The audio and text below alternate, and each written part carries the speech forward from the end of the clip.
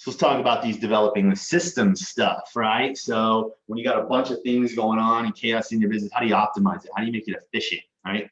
Your business is going to be held back unless you can effectively replicate the results you can get through systems. You've got to discover how to go from being self-employed to owning a business, right? That's the key. Do you have a job? Do you have a business? Does it rely on you to be there or not? Now, the key here is systems don't have to like all be automated, right? There are certain things that can be automated, but systems should empower the people that are doing them, right? Systems should make their job easier, more efficient, right? And so what most people get caught up in is they worry about the minute details. So this is Pareto's principle, right? It's the 20-80 rule. And it applies nearly everywhere. And what it is that 20% of your effort will deliver 80% of your results. So like 20% of the exercises you do deliver 80% of the results from the workout, right? Those stuff's just extra. 20% of your clients probably make up 80% of your profits. 20% of the things you do in your business deliver 80% of the results that you get in your business. The problem is most people get hung up on the 80% that deliver the 20% of the results. They get caught up in these minute details and they forget about that 20%. And if you just worried about that 20, you would dominate the systems routine, right? And this applies everywhere. So you got to stay at this high level, because if you get too ingrained, and what I see people doing with this, and I made this mistake myself, was I'm going to create systems. At one point I was known as a systems guy, which I don't even know how that came about, because I'm like so high level, like I just want to think ideas and move on. But what I did figure out, right, and so I think this is where this came from, was I figured out really fast that if I didn't get systems in place and I didn't get people to do those systems, I was never going to make progress, because I was always moving from one idea to the next. My follow-through was horrible. So I figured out how to get over that, right? I figured out how to stick to the 20% of stuff that I was good at that gave the business 80% of what they needed from me. I got rid of the rest. So now I'm known as a systems guy for a while. Now it's more sales and marketing stuff, right? That's probably a little more accurate.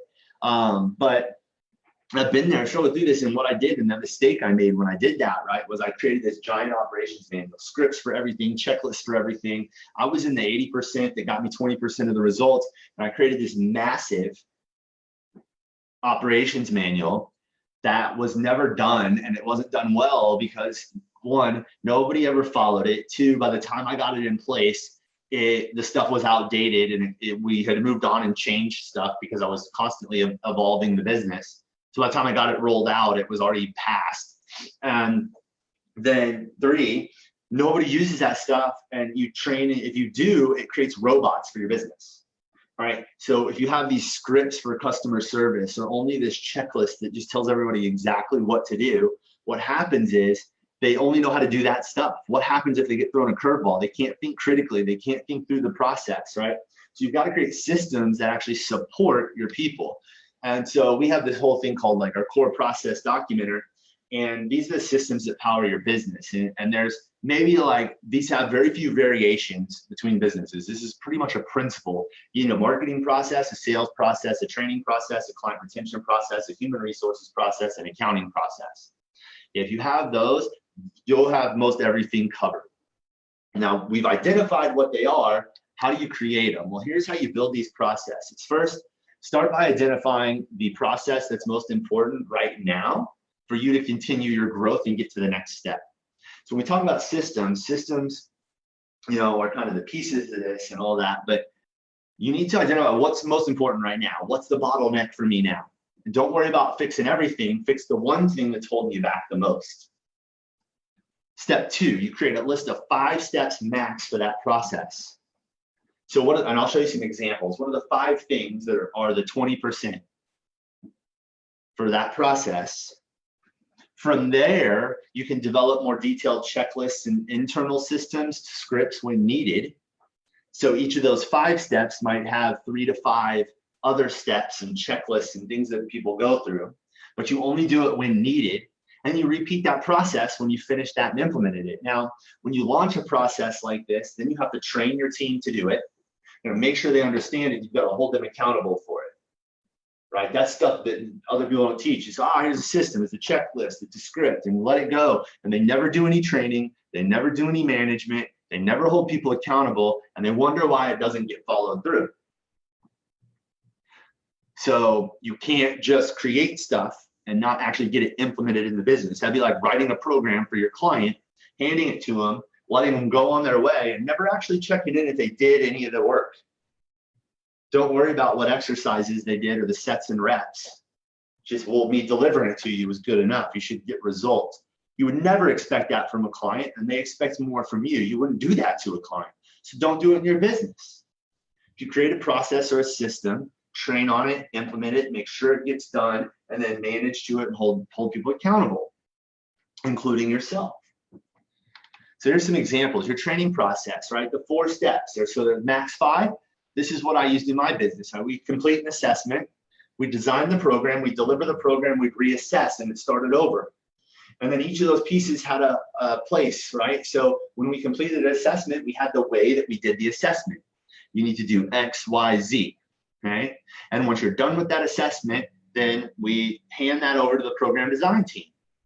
Now the program design team designs all our programs, and we had templates. So say if the assessment says ABC, here's the things that this client needs to work on. They go into this template based off their goal. We start them at phase 1, and here's the exercise database that we would look at. And so you may not need that if you're the only one doing assessments, designing programs, and delivering the programs, right? You might just need this. But as I built a team up, I had 12 trainers working for me, and I had program design teams, and I wasn't in touch with all this stuff anymore. We had to have all that built out so they knew what to do and how to do it our way. And we train on it, we manage on it. So they designed the program, right, based off of our system. Then they put that in the new programs box. So the trainer that's delivering the program, because it may not be the same person, would pick it up out of that box when the client came in, new client or previous client, depending on where they were. And they'd say, oh, they got a new program. I know I need to spend a little more time with them. So the first couple sessions, I got to spend more time. Then I deliver that. And I have to deliver it to perfection. Here's how we run the training sessions. Here's how you coach these exercises. We knew we had it down to a T of how to do that. And then once their client is done with the program, we knew that there was a cue for the trainer to say, oh, the last workout in this program, here's what we're going to do. We're going to go reassess. So you're a fat loss client. We're going to assess weight and body fat, see how progress went. If you have some mobility stuff, if it was like a mobility client where they needed to move better, or it's corrective exercise type of client. I saw Dr. Osar on here earlier. I don't know if he's still on here, but he would appreciate this. We'd have some like corrective exercise clients who wanted to get back to something. We would do their movement assessment again, see how they made progress. We'd make notes on that. They'd go back in the new programs box, the new program box, the program design team would pick it up and start the process over again. So it's an example of training process, okay? And then the sales process, 4 steps again, qualify the lead. So marketing is going to get me the lead. My sales team, then they need to go and get on the phone, qualify that lead. They schedule a success session. From that, they confirm it, they complete the success session. If they close the deal, they have a new client handoff. Now, each of these has pieces, right? There's phone calls, there's scripts, there's checklists to qualify someone. What actually constitutes a qualified lead? Then what do we do once we've scheduled that session? How do you do that? What do you do? What do you do in the success session? But we started with this, and then we built it all out from there. And that's how you create these systems. Next thing is, I don't want you to reinvent the wheel. I want you to innovate it. Just think about that. Don't try to start from scratch, right? There's so many things out there that are already done, or the framework is there, right? And we provide a lot of this for people. You don't have to do it all from scratch because you're going to make a lot of mistakes. So many people try to do it their own way. My business is special. I can't do it this way. I want to be unique, right? And they eliminate the framework and the stuff that makes these systems special, and that makes them, that makes them functional. And they try to make them special. Well, if they just took the framework and then added their own flavor to it a little bit, maybe added some of their own unique things that make them different into it, then it would be special.